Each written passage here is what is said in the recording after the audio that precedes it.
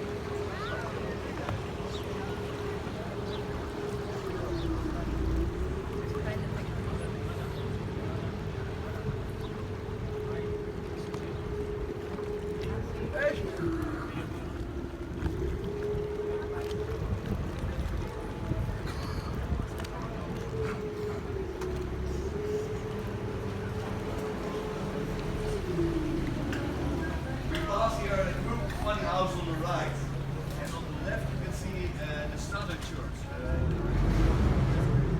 What was painted by Claude Monet. And I got here the picture of Monet. Maybe a nice challenge for you here on the right to make the same picture as Claude Monet. But for the tower you have to be quick. Keep your camera ready. And the outer camera will tell you about the houses here.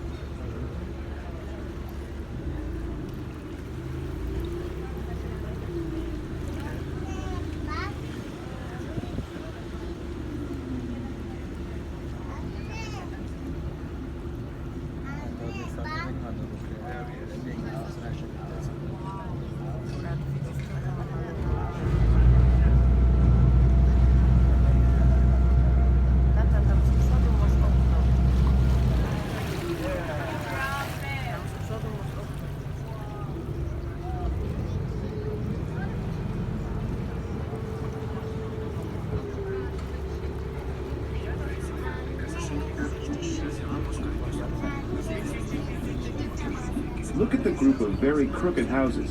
We affectionately refer to them as the dancing houses because they look like they're tilting and swaying to some happy tune. These buildings get their crazy tilts from the wooden piles that are supposed to be holding them up. The more the piles rock, the wilder the houses dance. The outward lean that you see on so many buildings is another story. It has nothing to do with rotting piles. The facades, or the faces of buildings, were intentionally built this way. In fact, a 16th century law put limits on how far a building could lean forward, lest it topple down.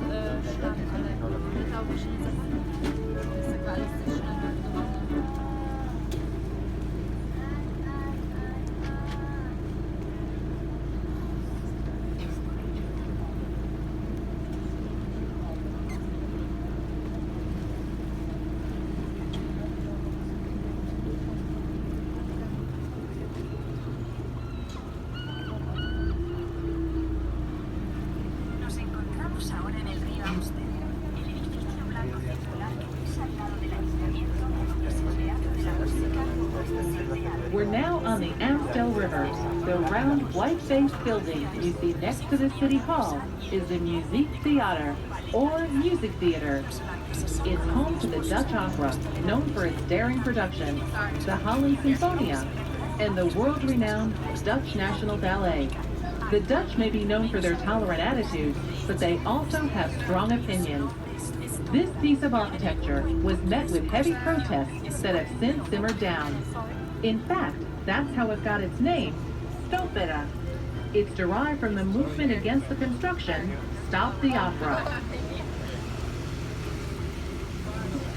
Yeah, funny that they still call it a piece of architecture. Imagine that most Amsterdam people call it a false teeth for teeth. And there was heavy protest, what the audio guy told you. Imagine that a complete historical neighborhood is taken down to build this building. And for months people chained themselves to their homes to stop the building of it. But finally they finalized it. In general, I remember the 80s as a decade of war or a protest in Amsterdam. And there was every week was a war somewhere on the corner of the street where the police was trying to get some squatters out of the building. Also on the day of the crowning of our former Queen Beatrix, there was heavy protest in Amsterdam, mainly from the squat movement. Smoke bombs everywhere, Molotov cocktails, and at a certain moment this bridge was also the decor of a fight between the police. There were armored vehicles standing on the right to stop the protest here, and because they were just started to stop our building, the protesters had a lot of ammunition, a lot of bricks to throw to the police, and they ended up all on the bridge in front above us, and it went into the history as the war on the Blue Bridge, and the slogan of the protest was geen woning, geen koning. No living, no crowning. Referred to as the famous Skinny Bridge, stretches all the way across. Same kind of bridge here on the right.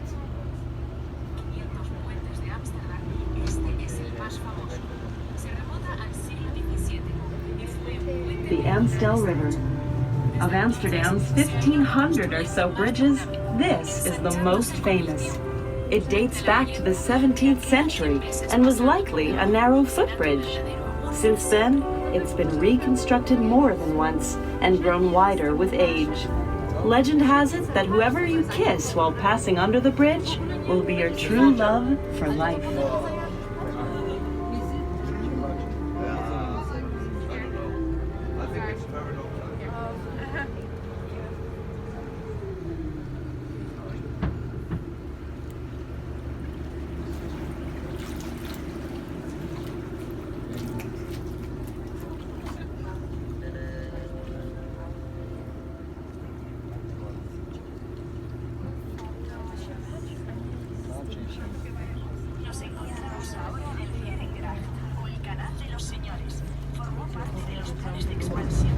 We're now on Herrengracht, or the Gentleman's Canal.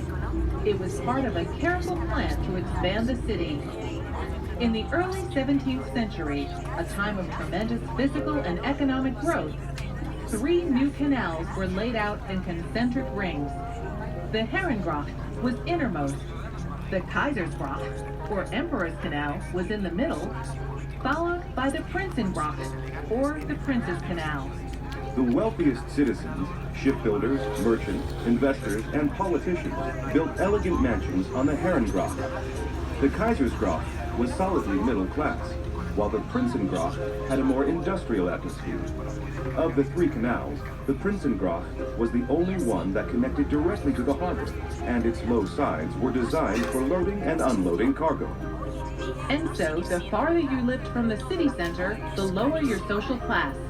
Today, this would no longer hold true. All of the city center is expensive.